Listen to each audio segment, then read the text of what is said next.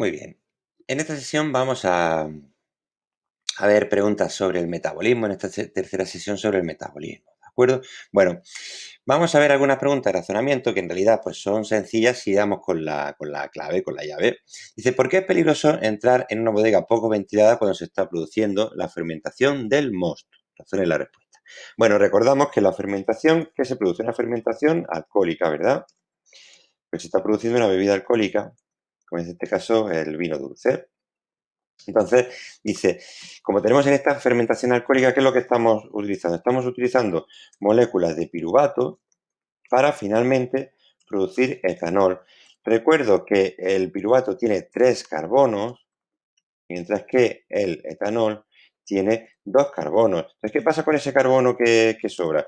Pues que se va a ir en forma de CO2. Ese CO2 se va, lógicamente, a ir acumulando en el ambiente. Si nosotros no ventilamos una bodega, pues entonces, al entrar en esa bodega, lo que vamos a estar respirando es directamente CO2, dióxido de carbono. El dióxido de carbono no es el gas más tóxico que tengamos, pero sí que puede ser peligroso porque podemos tener un mareo, desmayarnos y producirnos al final una asfixia por CO2. Es mucho más peligroso, ya lo sabéis, el monóxido de carbono, que se produce, por ejemplo, en la combustión incompleta de las estufas, de algunas estufas de gas.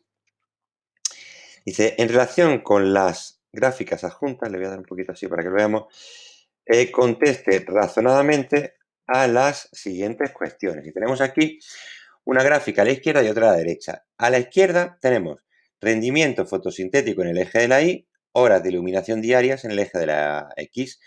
En la segunda gráfica tenemos rendimiento fotosintético frente a concentración de CO2. Por lo tanto, aquí estamos valorando las horas de iluminación y la concentración de CO2. Venga, vamos a ir viendo qué nos preguntan. Dice, ¿qué efecto tiene el tiempo de iluminación en el rendimiento fotosintético? Pues vemos, vamos a ver, vamos a verlo así, a menos horas de luz tenemos este rendimiento. Fijaros que tenemos dos gráficas a su vez.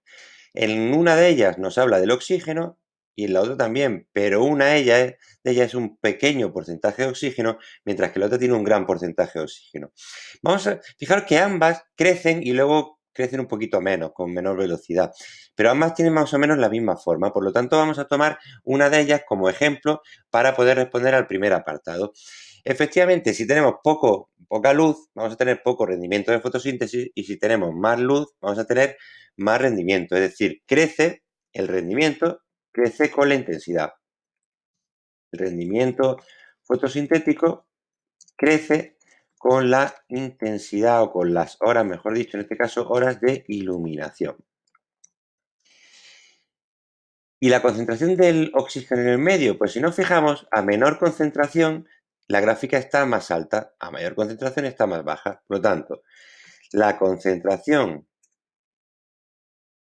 del oxígeno, bueno, vamos a ponerlo así. La mayor concentración de oxígeno afecta negativamente al rendimiento fotosintético porque baja, ¿verdad?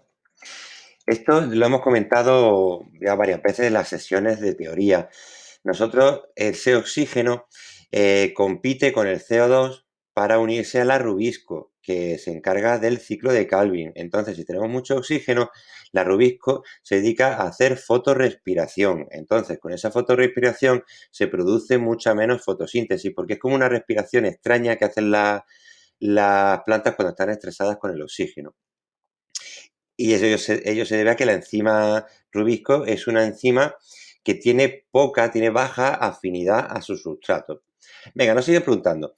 Explique para qué sirve la energía luminosa absorbida por las clorofilas. Pues aquí de lo que tenemos que hablar es dentro de la fase lumínica o luminosa de la fotosíntesis, pues ¿qué es lo que ocurre? Se produce la fotólisis del agua, de una molécula de agua.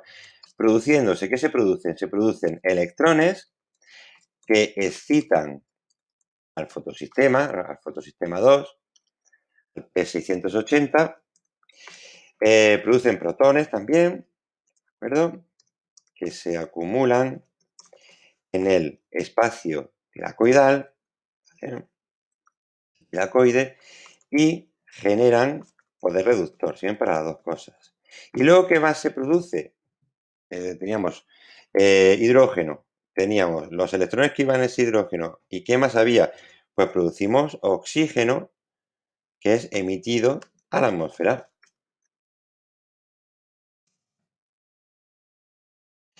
Esto va a permitir, estos procesos son muy importantes porque estos procesos permiten la fotofosforilación, es decir, utilizar lo que son los protones que se han generado para producir energía. Esa energía se va luego a consumir en el ciclo de Calvin.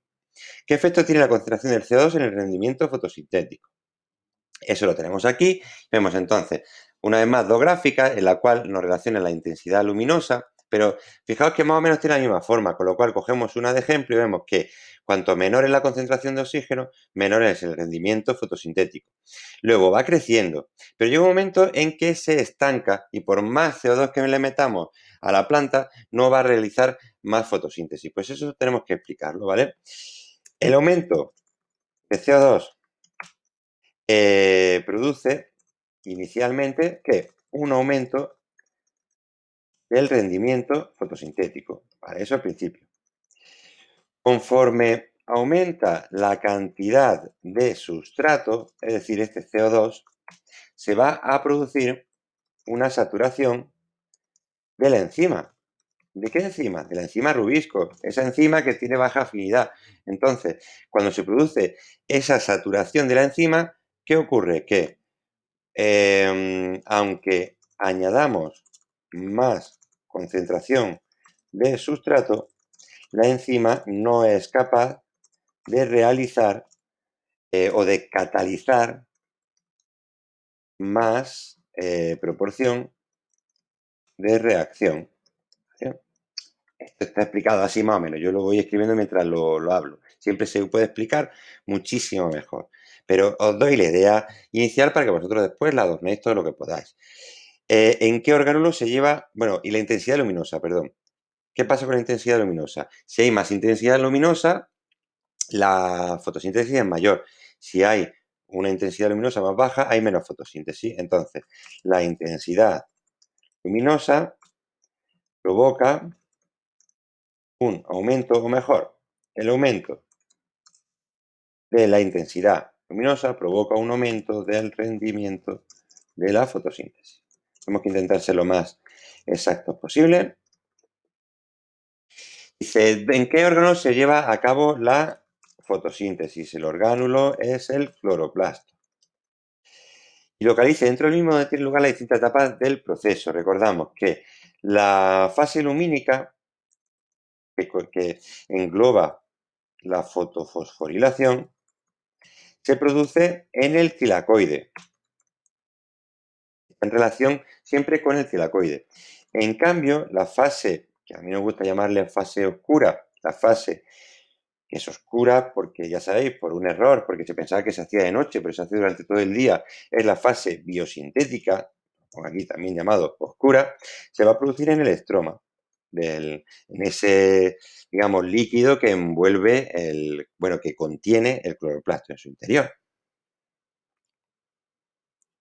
Esto que se produce es el ciclo de Calvin. Sí, no quedaba claro. Muy bien, vamos a ver más actividades que tengo por aquí. Estas que nos hacen pensar un poquito. Porque claro, preguntas como describa la fase luminosa de la fotosíntesis, pues esas están explicadas en la teoría. Esas son las preguntas de conceptos que en realidad si te sabes la teoría, pues vas a saber salir del aprieto muy fácilmente. Son estas preguntas de razonamiento donde a veces, aunque uno tenga el conocimiento, no sabe aplicarlo porque no está relacionando bien o porque no entiende bien el enunciado. Por eso es muy recomendable que veáis estas preguntas, porque muchas de ellas se pueden repetir, o por lo menos la esencia de la pregunta. Dice, si se inhibe la cadena transportadora de electrones en la mitocondria, ¿cómo se afectará la difusión simple, la difusión facilitada y el transporte activo? Yo he escogido esta pregunta precisamente porque se relaciona con la célula, ¿no? Con la parte de la célula. Aunque estamos en metabolismo, recordad que todo eso es el mismo bloque. La parte de citología, de los orgánulos y todo eso está en el mismo bloque. Entonces, el transporte que está dentro de ese bloque, recordamos que teníamos una difusión simple y difusión facilitada que no necesitan ATP y luego el transporte activo que sí necesita ATP. Entonces, si se inhibe, la cadena transportadora, de esto no lo pongo así, no se puede producir, no se produce nuevo ATP en la célula. Vale, pues de estos tres métodos de transporte celular, el único que precisa ATP es el transporte activo. Ya de paso lo explicamos. ¿Por qué era eso? Pues porque son transportes muchas veces en contra de gradiente. Por lo tanto, como se produce en contra de un gradiente de concentración o de carga, pues entonces la célula tiene que gastar energía para poder meter esas moléculas cargadas, ¿no? O ya os digo, que están en una concentración que no deberían, etcétera. Bueno, pues ese método de transporte va a ser el que se ve afectado, porque es lo único que depende del ATP. Los otros dos, como no dependen del ATP, pues no se van a ver afectados. Dice, ¿y si se aumenta la temperatura hasta 60 grados? Bueno, si se aumenta la temperatura, se produce la desnaturalización, recordad, de las proteínas. En esa desnaturalización, lo que se pierde es una pérdida de las estructuras, ¿cuáles? La secundaria, la terciaria y, si la tienen, la cuaternaria. De modo que pierden su función biológica, que reside precisamente en la estructura secundaria, terciaria y cuaternaria. La primaria, os recuerdo que es simplemente la cadena de aminoácidos. Vale, pues si se aumenta esa temperatura hasta ese punto, se produce esa denaturalización. En muchos casos, la denaturalización mediante temperatura es irreversible, no podemos volver atrás. Bueno, pues, ¿quién se va a ver afectado? Pues se pueden ver afectadas, o se verán mejor, porque la verdad es que a esa temperatura se verán afectadas también las proteínas de transporte que permiten la difusión facilitada y el transporte activo. La difusión simple, como es pasar simplemente una molécula apolar a través de la membrana sin ninguna proteína, no se va a ver afectada por el cambio de temperatura. ¿Vale? Así que esos razonamientos, ya sabéis, siempre muy adornados, pues sería lo que tendríamos que responder. Venga, vamos ya con creo que esta es de las últimas. Vamos muy rapidito. Para preparar yogur casero se mezcla bien una cantidad de leche con un poco de yogur y se mantiene a 35-40 grados centígrados durante 8 horas. Muy bien. ¿Qué pasaría si por error se mantuviera la mezcla 8 horas a 0 grados centígrados? Bueno, pues muy sencillo. Que no habría crecimiento celular, o bacteriano, mejor dicho, ¿no? Bacteriano, y no se podría producir la fermentación láctica, por lo que la leche, que hemos hecho una mezcla, ¿vale? De leche y yogur casero, que es como se hace simplemente la leche. Al meterle las bacterias, pues lo que hacemos es que la leche empieza a servir a las bacterias para producir fermentación láctica. Por lo que la leche, si no, las bacterias no pueden generar fermentación láctica y no se pueden reproducir, no se transformará en yogur. ¿Eh? ¿Obtendríamos yogur si empleamos leche previamente esterilizada? Sí, porque las bacterias fermentadoras están en el yogur, no en la leche. Entonces, como lo hemos puesto en contacto con el yogur, pues esas bacterias van a producir la fermentación de la leche. Y si se esteriliza el yogur antes de añadirlo a la leche, ya sabéis que hay una marca, ¿verdad?, que hace eso con sus productos lácteos que están esterilizados y por eso no hay que meterlos en la nevera. No voy a decir la marca, pero bueno, todos sabéis cuál es. Entonces, en eso, efectivamente, las bacterias están muertas. Entonces, en ese caso, en el caso 3, ¿vale? Estamos como en los tres apartados. Este es el primero, este es el segundo. ¿Vale? En ese caso, no habría bacterias fermentadoras vivas en el yogur. Por lo cual, o por lo que no se produciría fermentación láctica y por lo tanto la leche no se transformaría en yogur. Eso significa también que esos productos lácteos que están pues pasteurizados, que están esterilizados después de ser producidos, para que no los tengamos que meter en la nevera, pues tienen la comodidad de que no hay que meterlo en la nevera, pero ya pierden su denominación en realidad de yogur, porque un yogur tiene que ser un producto lácteo que tenga un contenido bacteriano, porque ese contenido bacteriano después va a formar parte de nuestra flora intestinal y va a tener una serie de beneficios para nuestro organismo, beneficios desde inmunológicos hasta beneficios de la propia digestión. Por lo tanto, un yogur que sea verdaderamente sano en ese sentido no podrá ser un yogur que esté pasteurizado. Venga, ya sí que son las últimas dos. Dice, en un recipiente cerrado, herméticamente se están cultivando levaduras utilizando glucosa como fuente de energía. Se observa que cuando se agota el oxígeno, aumenta el consumo de glucosa y comienza a producirse etanol. ¿Por qué aumenta el consumo de glucosa al agotarse el oxígeno? En ausencia de oxígeno, ¿qué se está produciendo? En ausencia de oxígeno. Espera, un segundillo, ahora. En ausencia de oxígeno, se produce la fermentación. ¿Sí? En este caso, es alcohólica. Si se produce etanol, es alcohólica. La fermentación tiene un rendimiento mucho menor de ATP. Solamente forma 2 ATPs por cada molécula de glucosa. Por lo tanto, para mantener las funciones vitales, las células, perdón, que realicen fermentación deberán consumir mucha más glucosa que las células que realicen un catabolismo aerobio o aeróbico.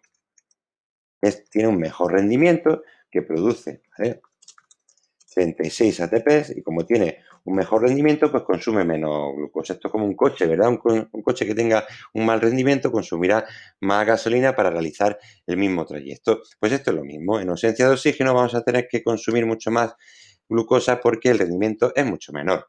Venga, ya la última decíamos, la gráfica representa la variación de la glucosa en un cultivo celular en condiciones anaeróbicas y en el que en un momento se añade oxígeno al medio, ¿vale? Es muy parecida a la anterior, pero quiero que lo veamos porque tiene otro enfoque y es muy interesante. Entonces, vemos aquí la gráfica, la glucosa en el medio y el tiempo. Entonces, claro, conforme pasa el tiempo, la glucosa se va consumiendo por las células, de manera que va bajando. A más tiempo, menos glucosa. Más tiempo pasa, menos glucosa. Imagina que estáis con una bolsa de patatas fritas. A más tiempo, menos patatas hay en la bolsa, porque os la habéis comido. Pues esto es lo mismo. ¿Qué ocurre cuando le introducimos el oxígeno? Entonces, fijaos, cuando le introducimos el oxígeno, la bajada, imaginaos que esto es una cuestecilla que vamos bajando con la bicicleta. Fijaos que a partir del oxígeno, la cuesta es menos peligrosa, ¿verdad? Es menos pronunciada. Eso significa que el gasto de glucosa es menos rápido, se está consumiendo glucosa más lentamente. A partir del minuto 20, que introducimos el oxígeno, la glucosa se consume más lentamente que antes, donde no había oxígeno. Hasta el minuto 20 no hay oxígeno. Vale, pues nos preguntan, antes de añadir oxígeno, ¿qué proceso metabólico es responsable de la disminución de glucosa en el medio? Pues es la fermentación. No sabemos si es láctica o es alcohólica, no sabemos nada. Lo que se produce es una fermentación. ¿Qué proceso metabólico se inicia cuando se añade oxígeno al medio? Pues se produce el catabolismo aerobio, que es la respiración celular. Indique los compartimentos celulares donde se desarrollan los procesos aludidos. Pues la fermentación se produce en el citoplasma y el catabolismo aerobio se produce parte en el citoplasma y parte en la mitocondria. Describe el orgánulo que participa en el consumo de oxígeno en la célula y esa vale 0,6. Pues tenemos que describir la mitocondria muy bien, hablando de que tiene una doble envoltura membranosa, hablando de las crestas, hablando de que el interior de ese orgánulo se llama matriz mitocondrial, hablando de que tiene ADN circular y ribosomas 70S, que son bacterianos, ambos. El ADN circular y los ribosomas 70S son bacterianos. Yo qué sé, no sé si me dejo yo por ahí algo. Todo lo que podamos hablar. Son 0,6. Tenemos que describirlo, ¿eh? No hablar tanto de no lo que son las funciones y nada de eso. Descripción de su estructura. Luego dice, describa el proceso metabólico que utilizan las células para obtener energía en ausencia de oxígeno. Es decir, hemos hablado antes de la fermentación, la hemos nombrado y la hemos localizado y ahora nos preguntan más extensivamente, por así decirlo, que hablemos sobre ella. Vale, pues la fermentación tenemos que contar. Que la fermentación, en realidad, estamos hablando del catabolismo anaerobio, en el cual tenemos una glucólisis en la cual se producen 2 ATPs y 2 NADH por cada glucosa. ¿Qué ocurre con esos productos, no? Y producimos también, ¿no? Piruvato, ¿no? Como producto final. Entonces, este piruvato, recordamos que tiene 3 carbonos, ingresará en la fermentación donde se recuperan 2 NAD. No se produce energía, sino lo que sirve es que se producen 2 NAD transfiriendo los electrones a un aceptor de electrones que va a ser, digamos, distinto del oxígeno. En la respiración celular, el oxígeno es el aceptor final de electrones y entonces se transforma en agua. Pues aquí, como no tenemos oxígeno, no vamos a tener ese aceptor. Muy bien, dice, en la alimentación se utiliza habitualmente azúcar blanco que está constituido por sacarosa. Su utilización exige una cuidada de higiene de la cavidad bucal para evitar corrosiones ácidas del esmalte dental que son conocidas como caries.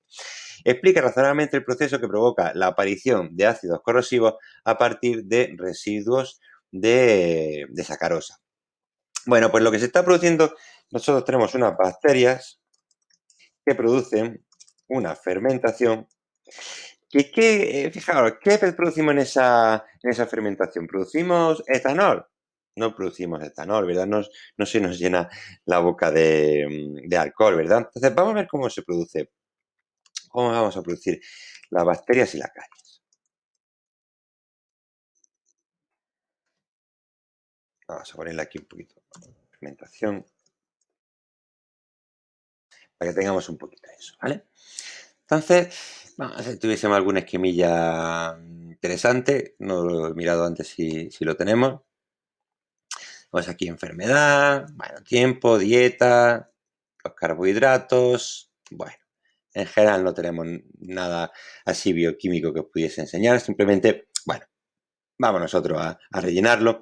Entonces, lo que estamos formando pues son una fermentación en la que generamos ácidos. Puede ser, por ejemplo, ácidos lácticos. Podrían ser, pero no van a ser esas bacterias. Simplemente son...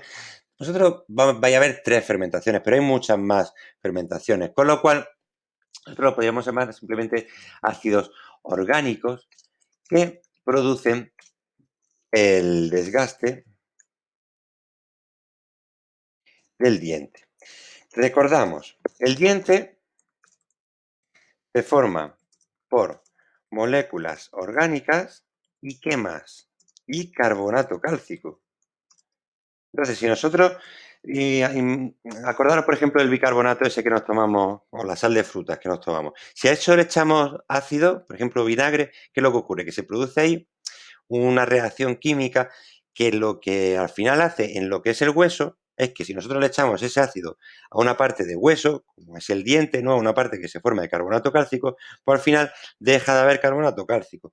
Y si deja de haber carbonato cálcico, pues se produce un agujero. Esto es igual que cuando cogíamos una piedra caliza y le echamos una gotita de ácido clorhídrico. ¿Qué ocurre? Que se forma una espumita y si le echamos mucha, pues podríamos hacer incluso un agujerillo en la piedra. Pues en el diente es exactamente igual. Esos ácidos orgánicos van a interaccionar con el carbonato cálcico y nos van a producir esta dolencia que puede ser muy grave porque después estas bacterias pueden llegar al interior de la encía, ¿de acuerdo? Y provocar la retracción de la encía y con ello la pérdida al final del diente. Es muy importante. Aquí tenemos, por ejemplo, una, una muestra en placa de Petri de bacterias que son relacionadas con las caries, ¿vale? Son en general estreptococos y necesitan que no haya oxígeno para realizar su proceso, ¿vale?